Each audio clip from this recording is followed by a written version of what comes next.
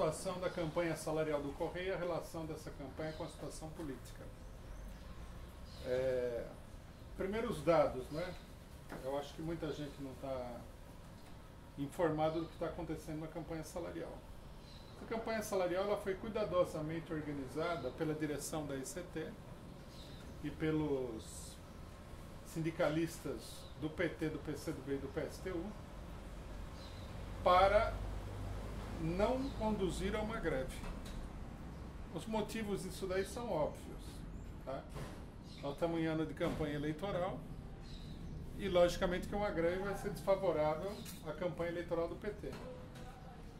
E tem também o fato de que a direção da empresa, juntamente com isso, está procurando privatizar a empresa e a greve vai sempre contra os planos de privatização. Bom, o mais interessante da campanha salarial é justamente o fato de que, apesar de que uma maioria de sindicalistas estivesse contra a greve saiu de qualquer jeito e com bastante radicalização. Em São Paulo, os sindicalistas, o plano que estava montado para quebrar a greve era impedir a greve em São Paulo, aprovar o acordo em São Paulo, onde o sindicato é controlado diretamente pela empresa, depois aprovar o acordo no Rio de Janeiro, e aí os outros sindicalistas, centristas, medrosos, eles iriam dizer que, bom, não dá, São Paulo e Rio de Janeiro estão fora da campanha salarial, não vai ter jeito. Aí se realizaram as assembleias para quebrar o acordo, para quebrar a greve. Perdão. Em São Paulo, a proposta foi derrotada e a diretoria teve que passar por cima da decisão da maioria.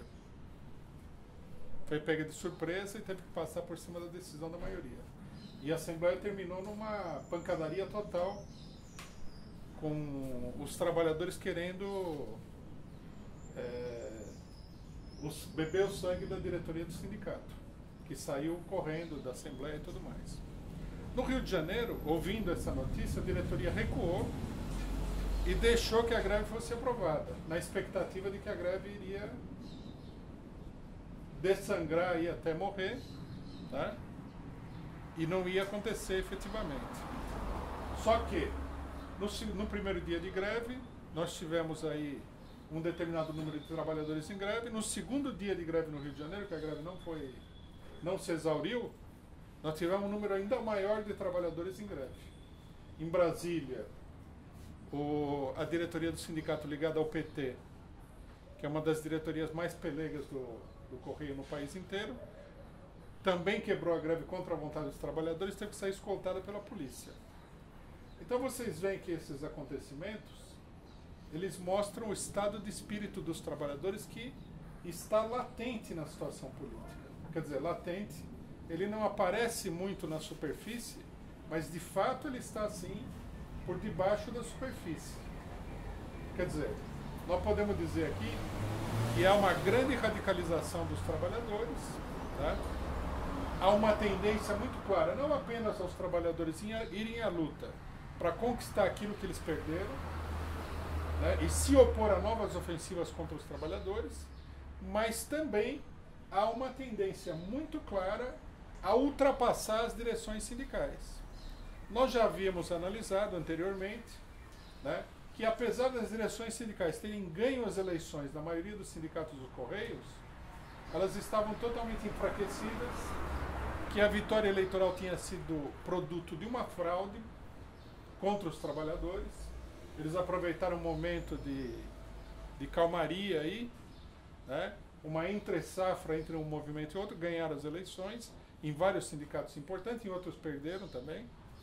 Mas nós já havíamos analisado que isso daí era um fenômeno artificial, né? Que o provável seria que quando as lutas se manifestassem, os trabalhadores passassem por cima dessas diretorias, mesmo sem que houvesse eleições sindicais. Que é o que nós estamos comprovando agora. Começou nos dois maiores sindicatos da categoria, São Paulo e Rio de Janeiro. Nesse momento nós temos 7, 8 sindicatos em greve, mas está todo mundo já pressionado.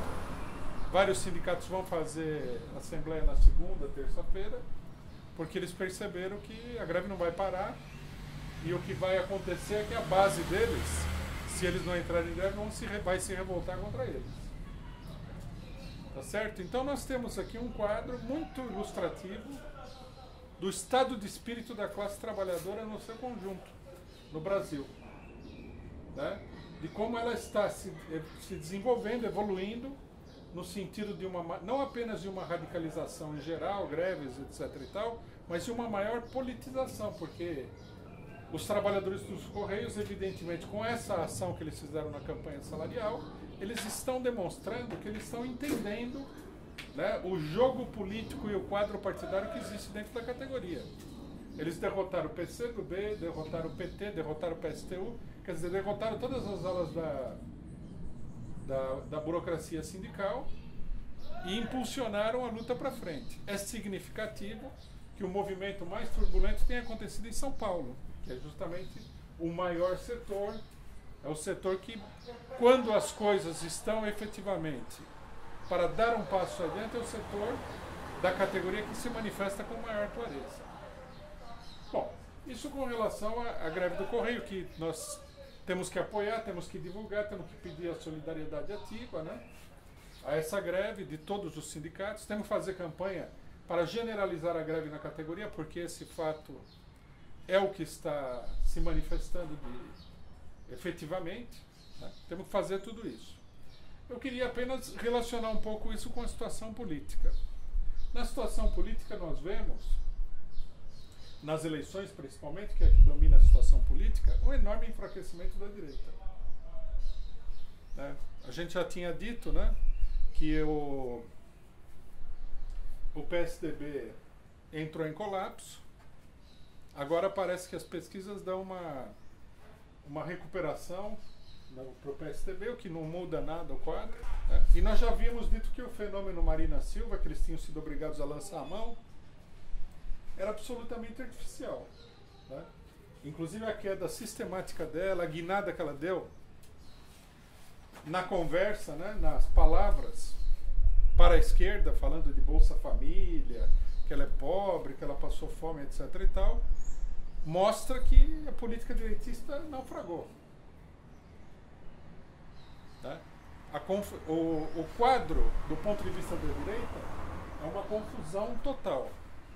E aí os votos são canalizados por força da disposição do sistema eleitoral para o PT.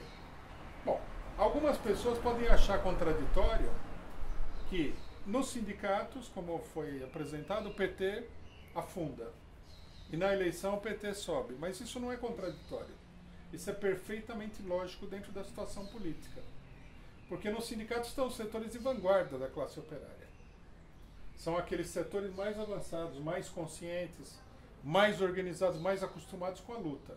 Na eleição você tem um número enorme de pessoas que são menos organizadas, menos politizadas, etc. e tal. E as opções nas eleições também não são muitas. O trabalhador que repudiou o PT na Assembleia, o PT e o PCdoB na Assembleia de São Paulo, Rio de Janeiro, Brasília e outras assembleias, muito provavelmente vai acabar votando no PT, uma parcela deles. Eles vão olhar e falar, bom, ou vota no PT ou vota na direita, porque os outros não têm chance. É o jogo eleitoral, é assim que ele está armado. Tá? Então, quer dizer, tudo isso mostra um deslocamento enorme dos trabalhadores para a esquerda. Só que esse deslocamento ele se dá por fases diferentes em cada setor da classe trabalhadora e em cada terreno de atuação da classe trabalhadora. Nos sindicatos eles vão mais à esquerda, nas eleições eles vão à esquerda, mas vão de uma maneira muito moderada. O que nós podemos dizer disso é o seguinte: há muito tempo você não via um panorama como esse numa eleição presidencial. A eleição ela dá um resultado que é um resultado de uma trucagem, de uma prestidigitação da burguesia, de um controle que a burguesia tem sobre o fenômeno eleitoral. Mas esses acontecimentos que estão se apresentando no marco de eleições hipercontroladas pela burguesia, eles apontam para, imediatamente depois das eleições, ou a gente poderia dizer até que já está se manifestando nas eleições, nós vamos ter aí uma situação bastante acirrada de luta dos trabalhadores no Brasil e de evolução política, que é mais importante.